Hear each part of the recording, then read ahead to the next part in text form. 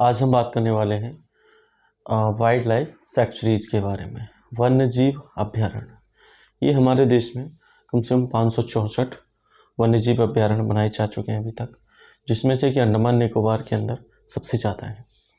वन्य जीव अभयारण्य को बनाने का जो काम है वो राज्य सरकार के पास है। राज्य सरकार ऐसे एरिया को वन्य जीव अभयारण्य घोषित कर सकती है जहाँ पर उसको लगे कि कोई पक्षी या कोई पेड़ पौधा बहुत ज़्यादा संकट में है या जिसको बचाना बहुत ज़रूरी है। ऐसे एरिया को वन्य जीव अभयारण्य घोषित किया जा सकता है। तो देख लेते हैं, आज इसमें बहुत सारी चीज़ें हैं जो कि जानना ज़रूरी है। सबसे पहले जान लेते हैं कि इसमें ये बनाए कैसे जाते हैं, इनको बनाना क्यों ज़रूरी है। तो इसमें है किसी ऐसे क्षेत्र को जहाँ पर्याप्त जैविकीय भू आकृति, जीव जंतु तथा वनस्पति आदि की बहुलता हो, ऐसे क्षेत्र को राज्य सरकार, मैंने बताया था ये राज्य सरकार के हाथ में है, राज्य सरकार वन्य जीव अभयारण्य घोषित कर सकती है। ऐसी जगह जो भू आकृति भी हो सकती है, उसको बनाए रखने के लिए जो वो जैसी है वैसी ही।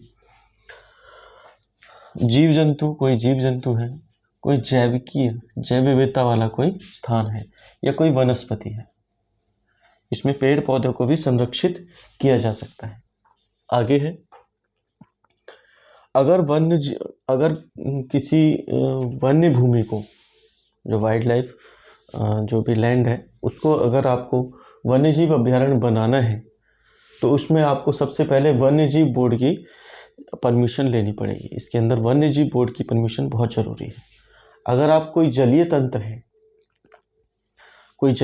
है जहाँ पे, तो अगर आप वाइल्ड लाइफ सैंक्चुरी बनाना चाहते हैं उसको, वन्य जीव तंत्र को, जलीय तंत्र को, तो आपको भारतीय जलीय जीव बोर्ड की अनुमति लेनी आवश्यक है।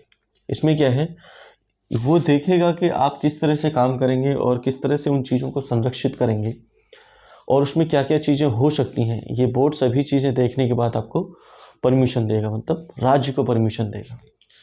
यही चीज़ है। जलीय तंत्र को अगर आपको वन्य जीव अभयारण्य बनाना है तो आपको भारतीय जलीय जीव बोर्ड की अनुमति लेनी पड़ेगी, इसकी परमिशन बहुत ज़रूरी है। आगे क्या है, वन्य जीव अभयारण्य वन्य प्राणियों को संरक्षित और प्रजातियों को सुरक्षित करने के प्रति समर्पित होते हैं। ये वन्य प्राणियों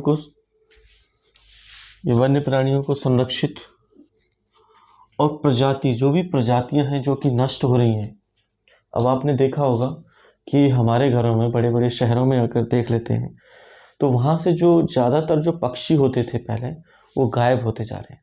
यहाँ तक कि कौवा भी अभी हमको, क्रो भी दिखाई नहीं देता है। उसकी भी कभी कभी आवाज़ सुनाई दे जाए तो अच्छी बात है। हाँ, लॉकडाउन के टाइम में थोड़ा सा बदलाव हुआ था। तो हम देख सकते हैं कि किस तरह से इन प्रजातियों का विनाश हो रहा है। जैसे जैसे विकास बढ़ रहा है, आगे लोग विकास करते जा रहे हैं, पूरे देश, इंडस्ट्रियलिस्ट जो भी, मतलब विकास की अंधी दौड़ में हम इन चीज़ों को भूलते ही जा रहे हैं कि हमारे इस विकास से किसी पेड़ पौधे या पशु पक्षी को भी नुकसान हो सकता है।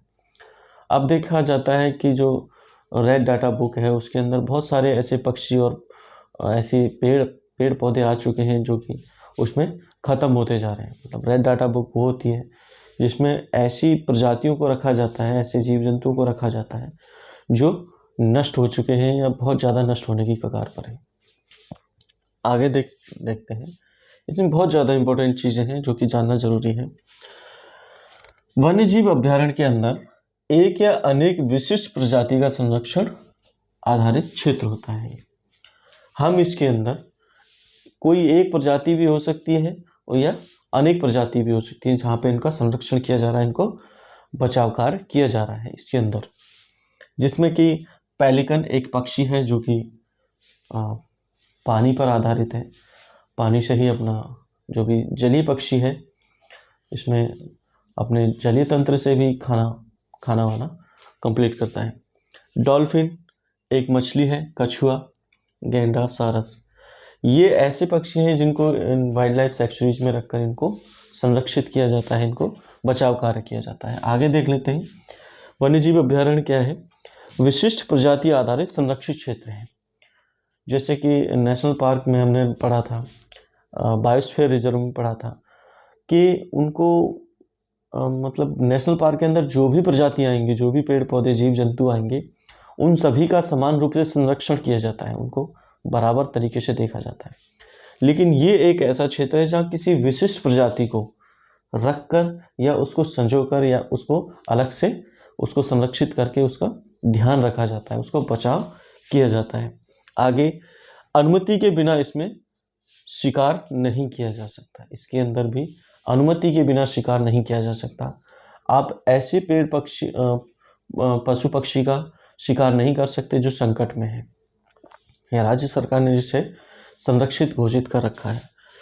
घोषणा राज्य सरकार द्वारा की जाती है। वन्य जीव अभ्यारण्य की जो घोषणा की जाती है वो राज्य सरकार द्वारा की जाती है। राज्य सरकार इसमें घोषणा कर सकता है कि कौन सा एरिया वन्य जीव अभ्यारण्य बनाया जाएगा। शिकार बिना अनुमति के नहीं हो सकता। चराई व पशुओं का आना जाना नियमित रहता है। इसमें पशु की जो पशुचारण है वो होता रहता है, मतलब जो आदिवासी एरियाज़ के जो लोग रहते हैं वो अपने पशुओं को वहाँ पर चराते रहते हैं, लेकिन भारी एरिया के वहाँ पर ज़्यादा नहीं जा सकते, क्योंकि बहुत बड़े लेवल पर अगर चराई हो जाएगी तो पूरे के जंगल के जंगल नष्ट हो जाएंगे। ग्रेजिंग के लिए मना किया गया इसमें, मतलब मना नहीं, नियमित है लेकिन हिसाब से किया जाता है। आगे है पर्यटन की इसमें अनुमति होती है, यहाँ पर ट्रैवलिंग किया जा सकता है, पिकनिक वगैरह जा सकते हैं इस एरिया में। आगे है according to wild life institute of India 25 मार्च 2022 तक भारत में कुल 564 वाइल्ड लाइफ सैंक्चुरीज बनाई जा चुकी हैं। 564। आगे देख लेते हैं हमारे देश में अभी तक, जैसा कि मैंने बताया, 564 564 वन्य जीव अभ्यारण्य बनाए जा चुके हैं, और उसमें भी सबसे ज़्यादा अंडमान निकोबार के अंदर 96 है। सबसे ज़्यादा वन्यजीव जो अभ्यारण्य है हमारे देश में अंडमान निकोबार आइलैंड में सबसे ज़्यादा है। तो ये था हमारा वन्यजीव अभ्यारण्य, वाइल्ड लाइफ सैंक्चुरीज, जो कि बहुत ज़्यादा इंपॉर्टेंट है। अगला वीडियो है हमारा इन तीनों को ही, बायोस्फीयर रिजर्व, नेशनल पार्क और वाइल्ड लाइफ सैंक्चुरीज को कंपेयर करते हुए अलग अगला वीडियो आएगा, जो कि इन सभी में जो भी डिफरेंसेस हैं उनको क्लियर कर देगा। आज के लिए इतना ही, मिलते हैं अगले वीडियो में।